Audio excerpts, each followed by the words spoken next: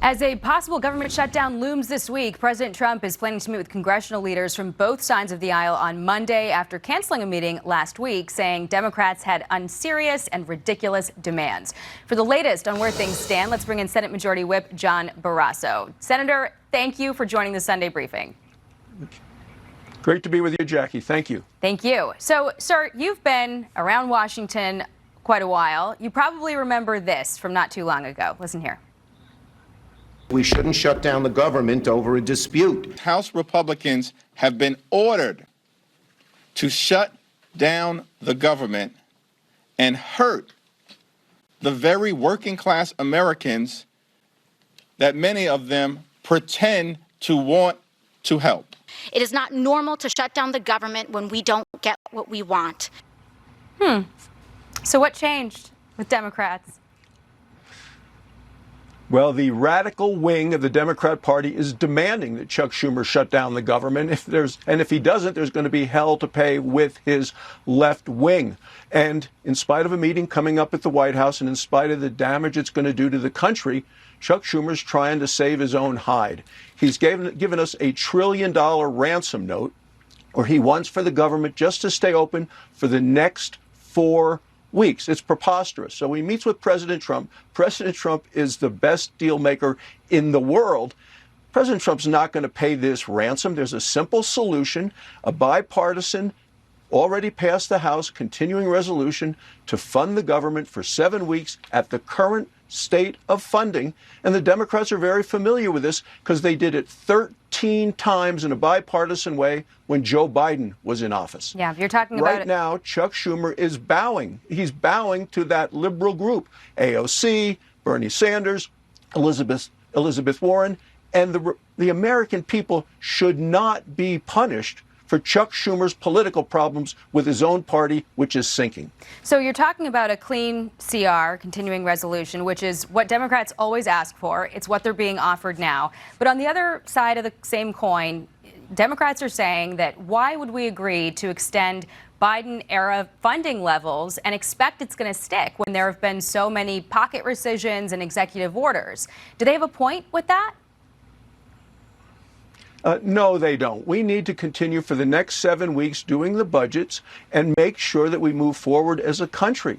I've been traveling around the state of Wyoming, talking to people. People here know that we're better off if the government is open. It costs a lot of money to shut down the government, and it costs even more money to open the government again. We need government services for the people. Our national parks in Wyoming are concerned. Our senior citizens are concerned. All these folks are concerned, and people realize across the board it would be the Democrats that are shutting down the government and causing this pain for the American people.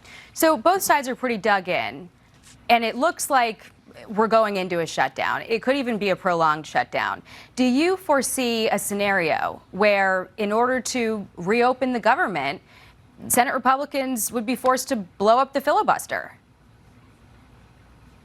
Well, no, what I believe is that if there is a prolonged shutdown, the President of the United States has an opportunity as well as an obligation to go after so much of the wasteful Washington spending, and he's going to have the authority to do it. But traveling around Wyoming, people know the government is too big, it spends too much, and the president's going to have an opportunity to cut some of this fat, this bloated budgets that we've had in Washington for years. The Republicans have started doing that already with our bill this summer, and we're doing the things that the American people elected us to do.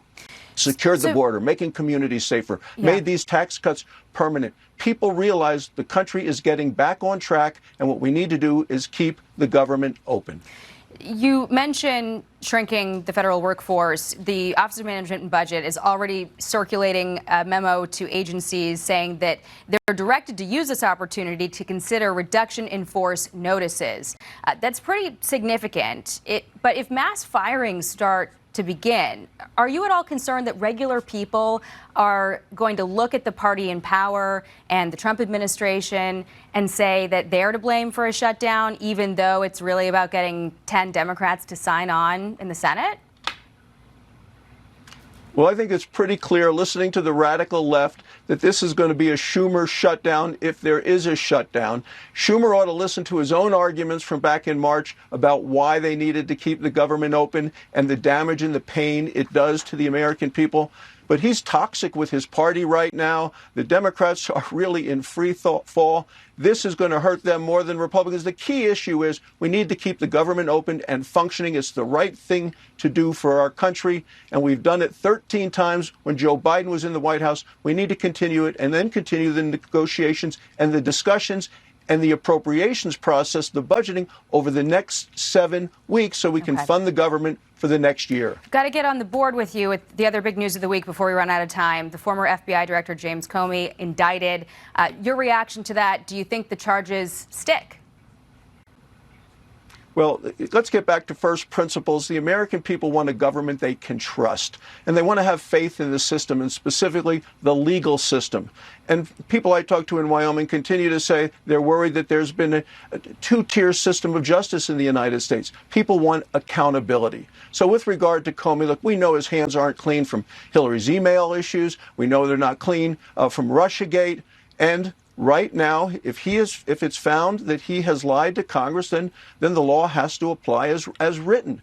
There was a grand jury that met, and what they said, there's credible evidence, a reason to go forward. So this is going to be a jury trial. People will make a decision, and the jury will render their verdict. See which way it goes. All right. Senate Majority Whip John Barrasso, thank you very much, Senator, for joining us on Sunday Briefing. Thanks, Jackie.